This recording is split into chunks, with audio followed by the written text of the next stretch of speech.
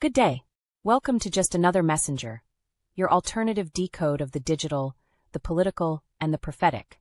I'm your host, Tamara L. Powered by AI, grounded in truth, and fueled by rebellion, we sift through noise to bring you what they won't say out loud. If you're ready to unplug from the matrix and plug into the message, let's begin. Tonight, we're unpacking a story the administration wants you to see as a routine maritime operation. But the details emerging tell a very different story, one involving classified directives, shifting explanations, and an order that insiders say was known simply as, kill everybody. This is the directive, and this is what really happened in the Caribbean strike operation. On September 2, 2025, U.S. forces carried out a strike against a fast-moving boat in the Caribbean Sea, described publicly as a drug-running vessel connected to Venezuela's Tren de Aragua gang. The official line was simple: a clean hit, a national security win. Nothing more to see. But behind that statement was a detail carefully left out. There were survivors. And moments later, those survivors were targeted again.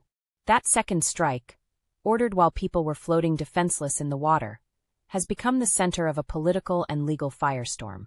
According to insiders and investigative reporting, Defense Secretary Pete Hegseth issued a verbal instruction ahead of the mission that senior officials referred to internally as kill everybody. Not capture, not disable, not interdict, eliminate all personnel on board. Those 4 words, spoken behind closed doors, ignited a chain reaction. The initial strike obliterated the boat. Survivors were spotted in the water. A follow-on strike was ordered specifically to ensure no one lived through it. For legal scholars, that's not a gray area. That's a red line. And crossing it has consequences. Fast forward to this week. Facing mounting pressure, the White House stepped forward with a new narrative. They now claim the second strike was ordered by Admiral Bradley, not Hegseth. They argue the action was self-defense, despite the individuals being shipwrecked when the missile hit. And they insist the entire operation was lawful under the rules of armed conflict. But here's the problem. There is no declared war. There is no legally recognized battlefield. And drug trafficking, even violent trafficking, is not, under U.S. or international law, grounds to treat suspects as enemy combatants. So the legal question becomes unavoidable. How do you claim self-defense against people who are no longer armed, no longer maneuvering, and actively drowning? That's where the official story starts to crack.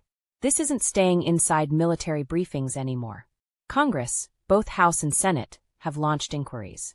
Lawmakers want answers to key questions. Who exactly was on the boat? Were they truly combatants? Why was a lethal directive issued instead of an interdiction or apprehension order?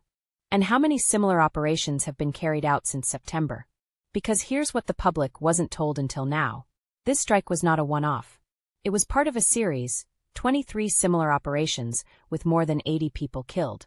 If these were all executed under the directive, the implications are staggering. For decades, politicians have used the phrase war on drugs. It was a metaphor. Now it appears the metaphor has been replaced by missiles, special operations teams, and kill instructions. If a president or defense secretary can label suspected traffickers as narco-terrorists and treat them like enemy soldiers on an invisible battlefield, the executive branch effectively bypasses due process, transparency, congressional oversight, constitutional limits. That turns ordinary crime policy into a shadow war, one waged far from cameras, far from courts, and far from accountability. Legal experts warn the directive violates bedrock principles of warfare. You cannot intentionally kill shipwrecked or incapacitated individuals. You cannot target people who are hors de combat, out of the fight.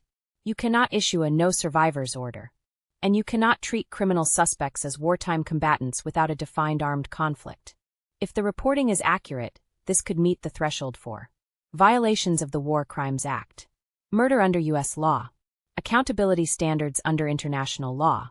And that's why the White House is scrambling. Because this doesn't hinge on politics. It hinges on facts, videos, transcripts, and orders, specifically one order known as kill everybody.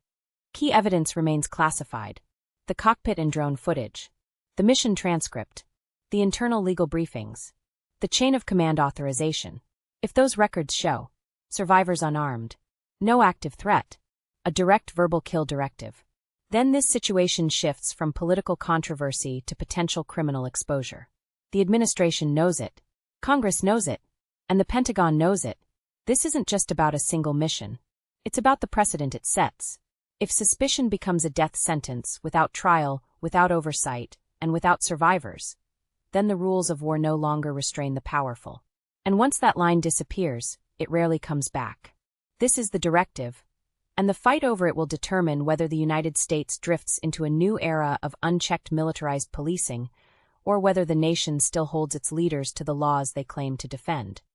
Before we close tonight, remember this. Silence is a strategy, distraction is a weapon, and the truth only survives when real people demand it. If this breakdown opened your eyes, don't just watch, stay connected. Subscribe to the channel. Share this episode with someone who still believes they're getting the full story. And join the movement on YouTube at JustAnotherMessenger. Shop for merchandise at JustAnotherMessenger.etsy.com. And if you want to support independent investigative storytelling, donate via CashApp, $JustAnotherMessenger. I'm Tamara L. Stay sharp, stay sovereign, and as always, stand in the light so the truth may echo.